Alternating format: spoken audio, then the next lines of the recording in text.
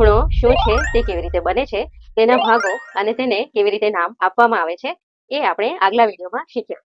હવે આજે આપણે પાઠ્યપુસ્તકની અંદર ખૂણાને લગતા જે સવાલ જવાબ છે એનો અભ્યાસ કરીશું અને ખૂણા વિશે વધુ સમજવાનો પ્રયત્ન કરીશું. તો જે મિત્રોએ આગલા વિડીયો નથી જોયા, તમને વિનંતી છે કે આગલા વિડીયો જોઈ લે અને ચેનલને સબસ્ક્રાઇબ નથી કરી તો સબસ્ક્રાઇબ કરી દો, વિડીયોને લાઈક કરી દો અને મિત્રો સાથે શેર કરી દો.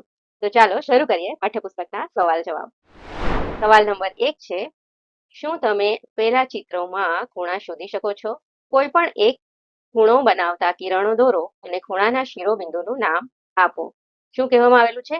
એ ચિત્રમાં ખૂણા શોધવાના છે અને શિરોબિંદુનું નામ આપવાનું છે. તો ચાલો શરૂ કરીએ. ચિત્ર નંબર 1. સાયકલનું ચિત્ર જે પાઠ્યપુસ્તકની અંદર આપેલું છે અને જે બિંદુઓ છે એ બિંદુઓ પણ પાઠ્યપુસ્તકની અંદર દર્શાવેલા છે. અહીં આપણે જોઈ શકીએ છીએ કે આ બિંદુ ડી છે અને ડી માંથી 3 કિરણોનો ઉદ્ભવ થાય છે. કિરણ ડી એ, કિરણ ડી બી, કિરણ ડી સી. 3 કિરણો છે તો અહીં ખૂણા કેટલા મળશે આપણને? 3 ખૂણા મળશે. પરંતુ આપણે સવાલમાં શું છે? ખૂણા શોધી શકો છો? કોઈ પણ એક ખૂણો બનાવતા કિરણો દોરો અને ખૂણાના શિરોબિંદુનું નામ આપો. હવે અહીં આપણે જોઈ શકીએ છીએ કે ખૂણાનું શિરોબિંદુ કયું છે? જ્યાં કિરણો ભેગા થાય છે, જ્યાંથી કિરણોનો ઉદ્ભવ થાય છે, એ છે ડી. તો ડી ને આપણે કહીશું શિરોબિંદુ. અને ખૂણા કયા બને છે? તો ખૂણો એ ડી બી, આ એક ખૂણો બન્યો. ખૂણો બી ડી સી, બીજો ખૂણો. અને એ ડી સી, આ ત્રીજો ખૂણો. તો અહીં 3 ખૂણા આપણને જોવા મળે છે. મિત્રો, આ સિવાય પણ આપણે ખૂણાઓ આની અંદર શોધી શકીએ છીએ. પરંતુ આપણને શું કહેવામાં આવ્યું છે? કોઈ પણ એક ખૂણો બનાવતા કિરણો દોરો અને ખૂણાના શિરોબિંદુને નામ આપો. તો ચાલો જોઈએ નેક્સ્ટ આકૃતિ. અહીં જોઈ શકાય છે કે એક બારીનું ચિત્ર આપેલું છે. તો બારીની જે આ જે એક બાજુ છે એને આપણે દર્શાવવા માટે એક કિરણ દોરેલું છે. ત્યારબાદ આ બીજું કિરણ છે. એના પર જ્યાં બંને કિરણો ભેગા થાય છે એને એક નામ આપી દઈએ, બિંદુ એ. ત્યારબાદ એક કિરણ પર બીજું એક બિંદુનું નામ આપી દઈએ, બિંદુ બી, અને ત્રીજું બિંદુ સી. આ રીતે અહીં જોઈ શકાય છે કે આ બંને કિરણો જ્યાં ભેગા થાય છે એ છે બિંદુ એ. તો એને આપણે કહીશું શિરોબિંદુ. અને અહીં ખૂણો બને છે બી એ સી અથવા સી એ બી, એમ કહી શકીએ. હવે જોઈએ નેક્સ્ટ ચિત્ર. આકૃતિની અંદર એક સીડી છે અને એક પુલ છે. તો એની અંદર આપણે કિરણો દર્શાવીએ ક્યાં ખૂણો બની શકે છે. તો આ 2 કિરણો દર્શાવેલા છે અને અહીં જ્યાં બંને કિરણો ભેગા થાય છે આ છે આપણું શિરોબિંદુ. તો એને નામ આપી દઈએ બિંદુ એ. ત્યારબાદ બંને જે ભુજા છે એના પર પણ એક એક બિંદુના નામ આપી દઈએ. તો અહીં આપણને ખૂણો જોવા મળશે. શિરોબિંદુ કયું છે? એ છે. અને ખૂણો કયો બનશે? બી એ સી અથવા સી એ બી એમ કહી શકાય. હવે આપણી પાસે જે પુલની આકૃતિ છે, પુલની આકૃતિમાં આપણે કિરણો દર્શાવીએ. તો આ એક કિરણ બની શકે આ રીતે અને બીજું કિરણ બની શકે. આ સિવાય પણ બની શકે, તમે તમારી રીતે બનાવી શકો. પરંતુ આપણે સમજવા માટે આપણે ફક્ત એક ખૂણો પૂછેલો છે અને એક શિરોબિંદુ પૂછેલું છે. તો એના માટે આપણે એક જ બનાવેલું છે. હવે જોઈએ બંને કિરણ થાય નામ આપી દઈએ બિંદુ એ અને દરેક કિરણની ઉપર એક એક બિંદુ આપણે દર્શાવી દઈએ, બિંદુ બી અને બિંદુ સી. હવે આપણું શિરોબિંદુ કયું બનશે? તો જ્યાં બંને કિરણો ભેગા થાય છે, કિરણ એ સી અને કિરણ એ બી. બંને કિરણો ક્યાં ભેગા થાય છે?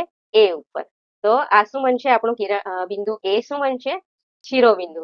અને ત્યાં ખૂણો બનશે સી એ બી અથવા બી એ સી. આ રીતે આપણે દર્શાવી શકીએ. હવે જોઈએ નેક્સ્ટ ક્વેશ્ચન. હવે જોઈએ સવાલ નંબર 2. બાજુઓ એસટી અને એસઆર ધરાવતો ખૂણો દોરો અને તેને નામ આપો. 2 બાજુઓ ધરાવતો ખૂણો દોરવાનો છે અને એને નામ આપવાનું છે. તો આપણે કઈ રીતે દોરશું? આપણે જોઈ શકીએ છીએ કે બંનેની અંદર કોમન શું છે? એસ છે. એસ બિંદુ સામાન્ય છે. તો આપણું જે ઉદ્ભવ બિંદુ છે બંને કિરણોનું એ કયું બનશે? એસ બનશે. તો જોઈએ આકૃતિ કઈ રીતે બની શકે છે. અહીં જોઈ શકાય છે કે 2 કિરણો દોરેલા છે, એસટી અને એસઆર. બંને બાજુઓ કઈ છે? એસટી અને એસઆર. આપણે જોયું કે બંને જે કિરણો છે, બંને જે બાજુઓ છે એની અંદર શું કોમન છે? કયું બિંદુ કોમન છે? એસ. તો આપણે જે શિરોબિંદુ છે એને આપણે એસ નામ આપીશું. તો એસ ટી અને એસ આર 2 બાજુઓ ધરાવતો આ એક ખૂણો અહીં મળે છે. અને ખૂણાનું નામ શું આપી શકશું આપણે? તો ટી એસ આર અથવા આર એસ ટી. આપણે આગળ સમજી જ ગયા છીએ કે જે શિરોબિંદુ છે એ હંમેશા વચ્ચે આવશે. તો સમજૂતી, ખૂણાની 2 બાજુઓ છે એસ ટી અને એસ આર અને તેનો શિરોબિંદુ એસ છે. ખૂણાનું નામ શું બનશે? ખૂણો TSR અથવા RST. ખૂણાના નામ વચ્ચે આવતો અક્ષર શિરોબિંદુ દર્શાવે છે. શિરોબિંદુ હંમેશા વચ્ચે જ આવશે. તો હવે જોઈએ નેક્સ્ટ ક્વેશ્ચન. હવે જોઈએ સવાલ નંબર 3.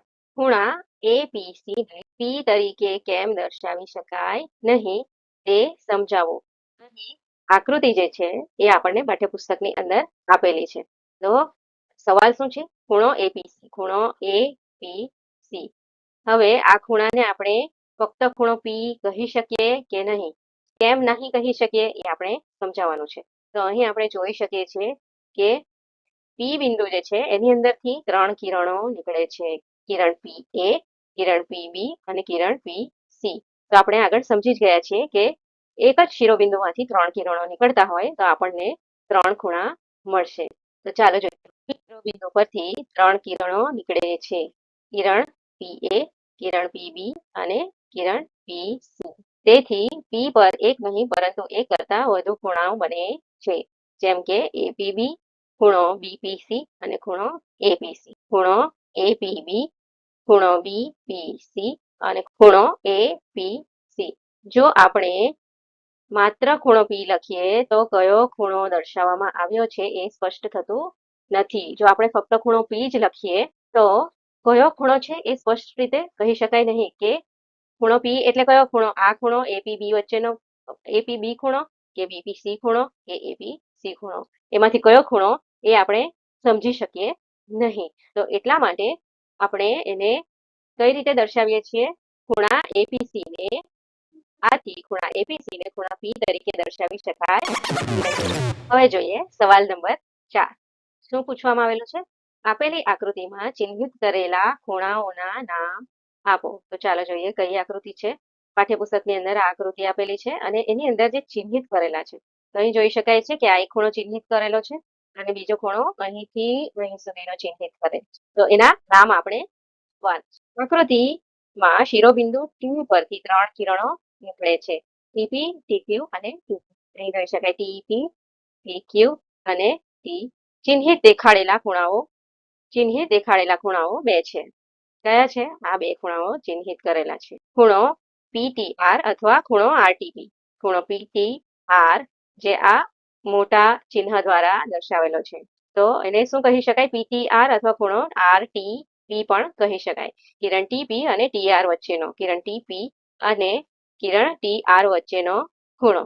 પછી બીજો ખૂણો છે ક્યુટીઆર અથવા આરટીક્યુ. આ જે ખૂણો છે એ કયા 2 કિરણો વચ્ચેનો છે? ટીક્યુ અને ટીઆર વચ્ચેનો ખૂણો છે. તો એને શું નામ આપી શકીએ? QTR અથવા RTQ. નોંધ, માત્ર ખૂણો ટી લખી શકાય નહીં, જે આપણે આગલી સ્લાઇડમાં જોઈ ગયા છે. કારણ કે શિરોબિંદુ ટી પર એક કરતા વધુ ખૂણાઓ બને છે. તેથી 3 અક્ષરો વડે ખૂણાનું નામ લખવું જરૂરી છે. હવે ખૂણો PTQ અથવા ખૂણો QTP. ખૂણો PTQ આ પણ એક ખૂણો મળે છે.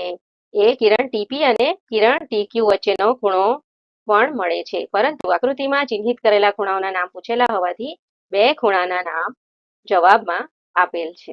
આપણને ફક્ત ચિહ્નિત ખૂણાઓના નામ જ પૂછેલા છે. હવે છે સવાલ નંબર 5. કાગળ પર 3 બિંદુઓ ચિહ્નિત કરો. 3 બિંદુઓ આ રીતે ચિહ્નિત કરો. કઈ રીતે ચિહ્નિત કરવાના છે? આ રીતે કરવાના છે? ના, જે એક જ રેખા પર ન હોય. તો શું કરશું આપણે? 3 બિંદુને જુદી જુદી જગ્યાએ બનાવીશું. 3 બિંદુ એક જ રેખા પર હોવા જોઈએ નહીં. તેમને ABC નામ આપો. નામ આપી દઈએ A, B અને C. આ બિંદુઓની જોડમાંથી પસાર થતી તમામ સંભવિત રેખાઓ દોરો. તો આપણને ખબર છે કે 2 બિંદુઓમાંથી ફક્ત એકને માત્ર એક જ રેખા પસાર થઈ શકે. તો આ 2 બિંદુઓમાંથી પસાર થતી એક જ રેખા મળશે. ત્યાર પછી A અને C માંથી પસાર થતી બીજી એક રેખા મળશે. જે રેખા બિંદુ A અને C માંથી પસાર થતી હોય એવી આપણને માત્ર એક જ રેખા મળશે. ત્યાર પછી B અને બિંદુ C માંથી પસાર થતી હોય એવી પણ આપણને એક જ રેખા મળશે. તો આપણને કેટલી રેખા મળી? 3 રેખાઓ મળી. તમને કેટલી રેખાઓ મળે છે? તેમના નામ આપો. તમે ABC નો ઉપયોગ કરીને કેટલા ખૂણાને નામ આપી શકો છો તે લખો અને આકૃતિ 2.9 માં દર્શાવ્યા મુજબ દરેકને વક્ર સાથે ચિહ્નિત કરો. તો આના જવાબ રૂપે એક આકૃતિ બનાવેલી છે. જોઈએ શું છે એ આકૃતિ. આ આકૃતિ છે એની અંદર આપણે જોઈ શકીએ છીએ કે 3 બિંદુઓ છે A, B અને C અને 3 માંથી પસાર થતી આપણે જે આગળ જોઈ ગયા એ રીતે 3 રેખાઓ મળે છે. હવે આ 3 રેખાઓને કેવી રીતે નામ આપીશું? તો આ એક રેખા છે રેખા AB, બીજી રેખા છે રેખા BC અને ત્રીજી રેખા છે રેખા AC. તો 3 રેખાઓને આપણે નામ આપી દીધા. ત્યારબાદ ખૂણાઓના નામ પૂછેલા છે. ખૂણાને નામ આપી શકો? તો અહીં જો એ બિંદુ પાસે એક ખૂણો બને છે. તો એને આપણે શું નામ આપીશું? BAC અથવા CAB. ત્યારબાદ બિંદુ B પાસે એક ખૂણો બીજો મળે છે, ખૂણો નંબર 2. તો એને શું નામ આપીશું? ABC અથવા CBA. અને બિંદુ C પાસે આપણને ત્રીજો ખૂણો મળે છે. તો એને નામ આપી દઈશું ACB અથવા BCA. પ્રશ્નમાં 3 બિંદુઓ ABC એક જ રેખા પર નથી, તેથી દરેક બિંદુને જોડવાથી એક રેખા મળે છે. જે આપણે રેખાનો જે વિડીયો છે એની અંદર આપણે સમજી ગયા છીએ કે 2 બિંદુઓમાંથી એક અને માત્ર એક જ રેખા પસાર થઈ શકે, બીજી રેખા પસાર થઈ શકે નહીં. તો 2 બિંદુઓને જોડતી આપણે એક એક રેખા બનાવી. તો આપણને કેટલી રેખા મળી? 3 રેખા મળી. મળતી રેખાઓ રેખા AB, રેખા BC અને રેખા AC. કુલ રેખાઓ 3. ABC નો ઉપયોગ કરીને બનતા ખૂણા. 3 બિંદુઓમાંથી બનેલા ત્રિકોણમાં 3 ખૂણાઓ બને છે. ખૂણો ABC અથવા ખૂણો CBA, ખૂણો BCA અથવા ખૂણો ACB અને ખૂણો CAB અથવા ખૂણો BAC. કુલ 3 આપણને મળે છે. હવે જોઈશું સવાલ નંબર 6. હવે તમારા કાગળ પર 4 બિંદુઓ એવી રીતે ચિહ્નિત કરો. આગલા સવાલમાં શું હતું? 3 બિંદુઓ. હવે 4 બિંદુઓ છે, જેમાંના કોઈ પણ 3 એક જ રેખા પર ન હોય. કોઈ પણ 3 બિંદુ એક રેખા પર હોવા જોઈએ નહીં. એ રીતે 4 બિંદુઓ આપણે બનાવવાના છે. તેમને ACD નામ આપો. આ બિંદુઓની જોડમાંથી પસાર થતી તમામ સંભવિત રેખાઓ દોરો.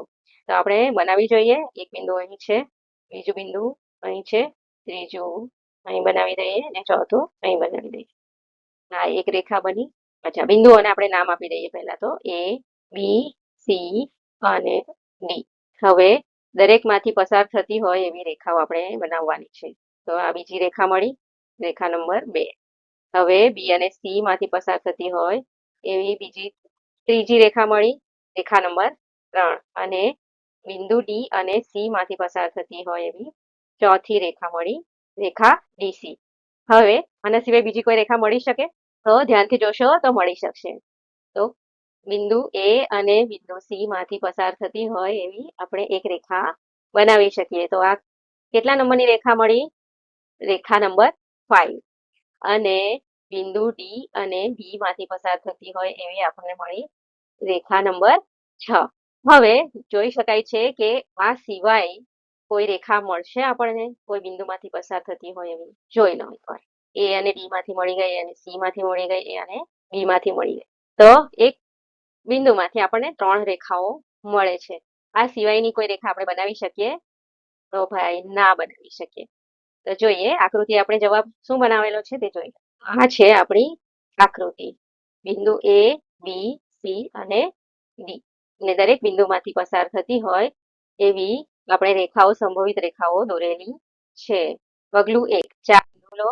4 બિંદુઓ A, B, C, D છે. શરત એ છે કે કોઈ પણ 3 બિંદુ એક જ રેખા પર ન હોય. તો આપણે જોઈ શકીએ કે દરેકે દરેક રેખા પર 2 જ બિંદુઓ છે. બધી જ રેખા પર 2 બિંદુઓ છે. ત્રીજું બિંદુ આપણને જોવા મળતું નથી દરેક રેખા પર જોઈ શકાય છે. હવે પગલું 2. બધી સંભવિત રેખાઓ લખો. તો કઈ કઈ રેખાઓ છે? 2 બિંદુઓને જોડવાથી એક રેખા મળે છે. તો કુલ રેખા આપણે અહીં જોઈ જ ગયા છે કે રેખા AB. આ રેખા AB છે. બીજી છે રેખા AC. ત્રીજી છે રેખા AD. તો એ બિંદુમાંથી આપણને 3 રેખાઓ મળી. ત્યારબાદ છે BC રેખા અને ત્યારબાદ છે BD રેખા અને છે CD રેખા. હવે આ રેખાને આપણે BA પણ કહી શકીએ, બરાબર ને? BA, BD, BC. પણ એ રેખા તો એક જ છે. AB કહીએ કે BA કહીએ, રેખા તો એક જ છે. એ જ રીતે BC કહીએ કે CB કહીએ, રેખા એક જ છે. અને BD કહીએ કે રેખા DB કહીએ, એ પણ સેમ રેખા છે. તો આપણે જોઈ શકીએ છીએ કે આ એક રેખા, બીજી 3 અને 4, 5 અને 6 એમ કુલ આપણને 6 રેખાઓ જ મળે છે. જોઈએ પગલું 3. ખૂણાઓને કેવી રીતે ગણવા. દરેક બિંદુ દરેક બિંદુને શિરોબિંદુ બનાવીને ખૂણા લખીએ. તો અહીં કેટલા બિંદુ છે? 4 બિંદુ છે. બિંદુ A, બિંદુ B, C અને D. ચારે ચાર બિંદુને આપણે શિરોબિંદુ બનાવીશું અને ચારે ચાર બિંદુ અલગ અલગ કેટલા ખૂણા બનાવે છે એ આપણે લખીશું. એ શિરોબિંદુ પર બિંદુ A પરથી 3 રેખાઓ નીકળે છે. રેખા AB, રેખા AC અને રેખા AD. રેખા AB, રેખા AC અને રેખા AD. તો અહીં કેટલા મળે છે આપણને? આપણે જોઈ ગયા છે કે રેખા હોય તો 3 ખૂણા બને. ખૂણો BAC, ખૂણો BAC. અહીં આપણે પર્પલ કલરથી દર્શાવવાનો છે. ત્યારબાદ છે ખૂણો CAD, ખૂણો CAD જેને આપણે બ્લુ રંગથી દર્શાવેલો છે. ત્યારબાદ છે ખૂણો DAB, ખૂણો DAB જેને આપણે બ્લેક કલરથી દર્શાવેલો છે. તેથી 3 ખૂણા બને છે. હવે શિરોબિંદુ B પર. શિરોબિંદુ B પર કેટલા મળે છે આપણને? શિરોબિંદુ B પરથી 3 રેખાઓ નીકળે છે. BA, BC અને BD. BA, BC અને BD. તો અહીં પણ આપણને 3 ખૂણાઓ મળશે. ખૂણો ABC, ખૂણો ABC જેને આપણે કાળા રંગથી દર્શાવેલો છે. ત્યાર પછી છે ખૂણો CBD, CBD જે આપણે લાલ રંગથી રેડ કલરથી દર્શાવેલો છે. ત્યાર પછી કયો ખૂણો છે? DBA, ખૂણો DBA જેને આપણે પર્પલ કલરથી દર્શાવેલો છે. તો અહીં પણ આપણને 3 ખૂણા મળે છે. શિરોબિંદુ C પર. C પરથી 3 રેખાઓ નીકળે છે. રેખા CA, રેખા CB અને રેખા CD. રેખા CA, રેખા CB અને રેખા CD. તેથી 3 ખૂણા બને છે. ખૂણો ACB, ખૂણો ACB જે આપણે રેડ કલરથી દર્શાવેલો છે. ખૂણો BCD, ખૂણો BCD જે આપણે કાળા રંગથી દર્શાવેલો છે. અને DCA, DCA જે આપણે લીલા રંગથી ગ્રીન કલરથી દર્શાવેલો છે. તો શિરોબિંદુ C પર પણ 3 મળ્યા. હવે D પર કેટલા મળે છે? D પરથી પણ 3 રેખાઓ નીકળે છે. DA, DB અને DC. DA, DB અને DC. તો અહીં પણ સ્વાભાવિક છે કે 3 ખૂણાઓ બનશે. 3 ખૂણાઓ બને છે. ખૂણો ADB, ખૂણો ADB. તો એને આપણે બ્લુ કલરથી દર્શાવેલો છે. ત્યારબાદ કયો ખૂણો મળે છે? BDC, BDC જેને આપણે દર્શાવેલો છે લીલા રંગથી. અને ત્યારબાદ છે ખૂણો CDA, ખૂણો CDA જેને આપણે કાળા રંગ વડે દર્શાવેલો છે. તો કુલ ખૂણા આપણને કેટલા મળ્યા? તો કેટલા આપણા પાસે શિરોબિંદુ છે? શિરોબિંદુ A, B, C અને D. 4 શિરોબિંદુ છે. A, B, C, D. તો 4 શિરોબિંદુ પર કેટલા કેટલા મળ્યા આપણને? 3 ખૂણા. 1, 2, 3 અને 4 વખત 3. તો આપણને કુલ કેટલા ખૂણા મળ્યા? 12 ખૂણા મળે છે. તો આશા રાખું છું કે આ વિડીયોમાં આપેલી માહિતી આપ સૌને પસંદ આવી હશે. પસંદ હોય તો વિડીયોને લાઈક કરજો, શેર કરી દેજો અને સબસ્ક્રાઇબ કરવાનું ભૂલશો નહીં. અને બેલ આઇકન પ્રેસ કરી દેશો જેથી આવનારા વિડીયોના નોટિફિકેશન આપને મળતા રહે. Thank you.